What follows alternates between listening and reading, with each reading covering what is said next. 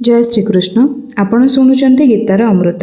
आज आम श्रीमद् भगवत गीतार प्रथम अध्यायर 26तम श्लोक एवं 27तम श्लोकर पूर्वार्ध विषय जानिबा। एपर्यंत अर्जुन युद्धभूमि को देखुथिले, किंतु एबे तांको दृष्टि बदलीगला। से आउ केवल योद्धा मानकु देखु नथिले, से देखिले निज लोक मानकु।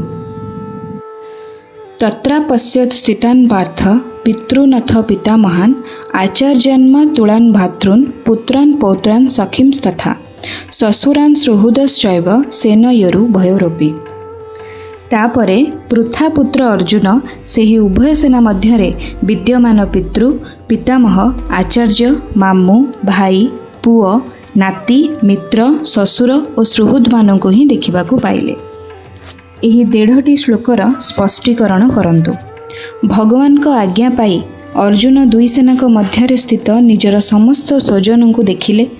तन्मध्यरे भूरिश्रवा आदि पितांक भाई और पितृतुल्य पुरुष माने थिले। भीष्म सोमदत्त एवं बाल्लिक आदि पितामह प्रप्रीतामह माने मध्य थिले। द्रोणाचार्य कृपाचार्य आदि गुरु माने थिले। पुरुजित कुंतीभोज और शल्य आदि मामू माने थिले। अभिमन्यु प्रतिबिंध्य घटोत्कच लक्ष्मण आदि निजर और भाई मानकर पुत्र माने थिले।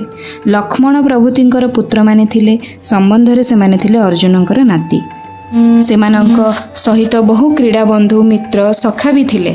द्रुपद शैव आदि ससुर माने थिले एवं बिना कारण रे तांकर मंगल इच्छा करुथवा अनेक सुहृद मध्य थिले। एपरि भाव समस्त को देखिबा परे अर्जुन कौन कले, संजय वर्तमान ताहा परवर्ती श्लोक रे कहउचंती। भावंतु युद्ध आरंभ हेबाकु जाउची, सामने रे अछंती शत्रु सेना, किंतु अर्जुन का आखि जेतेबेले सेमानक ऊपर पड़िला, से शत्रु को देखिले नहीं। से देखिले निज पितामह को, निज गुरु को, निज भाई मानकु, निज आत्मीय मानकु, निज मित्र मानकु। एक मुहूर्त रे युद्धभूमिटी अर्जुन को पाई एक परिवार चित्र होईगला एवं एही ठारू आरंभ हैला तांको मनर द्वंद्व।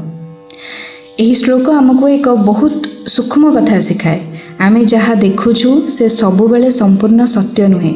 आमर संपर्क, आमर भावना, आमर पूर्व अनुभव ए सबू आम दृष्टिकोण को प्रभावित करे। गोटे मनीष को कहीं जड़े भल गुरु भाव में देखिपारती, आउ कहीं तांको प्रतिद्वंदी भाव में देखिपारती। व्यक्ति समान किंतु दृष्टिकोण अलग। आम जीवन में मध्य एमिति हुए। कौन सी परिस्थिति रे आमे जदि भावनार अत्यधिक जड़ी जाऊ, तेबे आमर निष्पत्ति उपरे मध्य सेही भावनार प्रभाव पड़ी पारे। तेणु भावना को अस्वीकार करबा नुहे, किंतु भावना मध्यरे रही मध्य स्पष्ट भाव में देखिबा शिखिबा दरकार। अर्जुन का यात्रा आमको एक गभीर शिक्षा देबाकु जाउची। अर्जुन जहाँ देखिले ताहा केवल एक युद्धर दृश्य नथिला, ताहा थिला मनीषर मन और संपर्क मध्यरे चलीथिबा एक अदृश्य संघर्ष।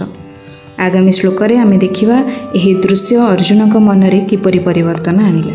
जदि आपनकु आज रही गीतार जीवन शिक्षा भल लगी थाए, तेबे वीडियोटी को लाइक करंतु, चैनल को सब्सक्राइब करंतु एवं निजर बंधु और प्रियजन मानक सहित शेयर करंतु।